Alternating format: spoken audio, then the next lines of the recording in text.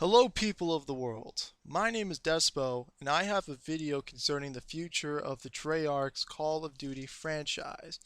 First off, I would like to say and delighted to report that Treyarch will be developing the next installment after Modern Warfare 3 releases. The reason I know this is because of an article on XboxDailyNews.com. This project has been rumored for a couple of weeks under the codename Iron Wolf, and the article states that Treyarch is actually hiring and looking for a new lead multiplayer designer with an expert understanding of the Call of Duty universe.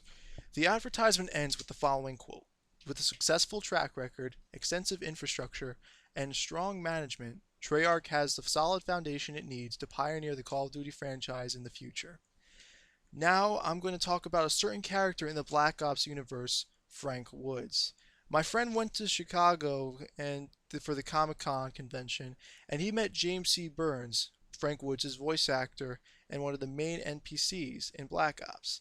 In Black Ops, Woods had saved Mason's life by tackling Kravchenko out of a window in a compound, and all the player could see was the two of them disappear off screen and the grenades Kravchenko strapped onto him had exploded. The following statement would put all rumors about Woods' whereabouts to rest. Burns had confirmed Frank Woods had survived the explosion and is alive. Now, how he survived that explosion, I am not entirely sure, but there's some speculation about his whereabouts, and I will confirm and hope to convince you of my standing of where he might be. As you can tell, every single multiplayer map has some relevance to the campaign. Now let's take Jungle for example. Jungle is based off of the level where you infiltrate a Vietnamese compound, plant C4, ambush the Viet Cong and run around with the Grim Reaper for a while. Villa was based off of the Castro assassination mission, which was the first mission of the game. Kowloon, if I really need to explain it, was based off of the campaign's mission where he punched a man with a face full of glass and tried to escape from that very city. Array is based off of the mission when you sneak into the Arctic Soviet compound and the SR-71 is up and you can control the astronaut. I could keep going on about the maps, but I noticed something. Hanoi is not based off of any mission. There is no point in the game where you infiltrate a Viet Cong compound for POWs. In the mission Payback, however, where Woods supposedly dies, if you collect all three pieces of intel and you open up the intel menu in the main menu, you can see that there is a POW camp called Hanoi Hilton shown on the screen. Now, if you go to the computer terminal outside of the main menu and outside of the main game and enter a certain code, there will be a letter that will pop up from an informant called X, stating that there is one American prisoner in the Hanoi Hilton POW camp. Now, with the voice actor's confirmation on Woods being alive, the intel collected about the POW compound, and the mysterious note found on the computer terminal, it's safe to assume that Woods either was in or is currently in this POW camp. Now on to more speculation. Here's the thing about this note. It's dated July 4th, 1978, 10 years after the events of Black Ops, which means that Woods has been there for 10 years at least. Now, he can't be rescued. I'm assuming in the next game you do rescue him. This man X had not only sent one note to just Mason, however. He had sent notes to Hudson and Weaver as well. X had informed Weaver in 1977 that Weaver's sister did not die during Stalin's Great Purge. She instead died of giving childbirth in 1955. He has let's see, his sister's he has a niece that's name is Christina, who lives in Moscow.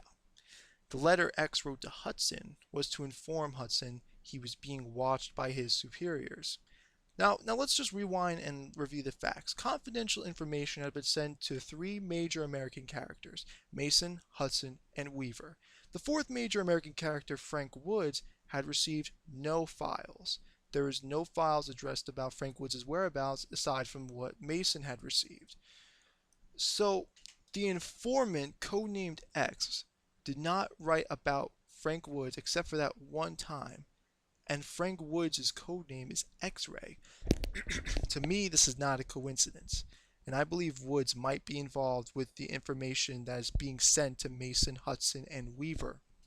He may be someone on the inside that's working for him, or Woods might be the informant himself.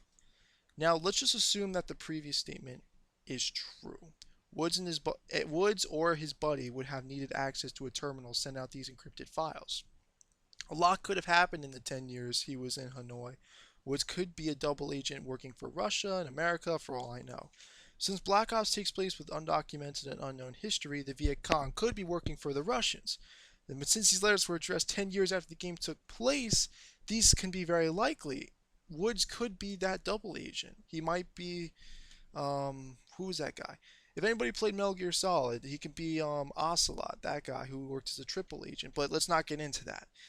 Now, getting back to my regular point, 10 years is an awful long time for some unknown source to find one person who worked for the SOG, supposedly this big American Black Ops campaign.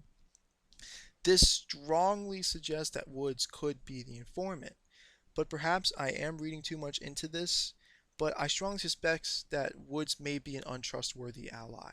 We went through the entirety of the campaign believing Reznov was a good guy, but we found out he manipulated Mason for his own personal gain. I have a feeling that Woods was just a double agent sent to the POW camp for attacking Kravchenko and betraying his mission. He was supposed to let Mason die, perhaps. Maybe he developed a bond for Mason and didn't want him to die. He believed in a different cause. But either I'm being completely silly or completely right.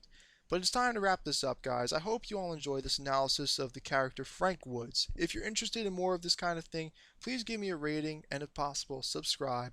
And I'll make sure to rape your cell box with Call of Duty XP videos if I survive Hurricane Irene. I'll catch you guys later, and have a good day.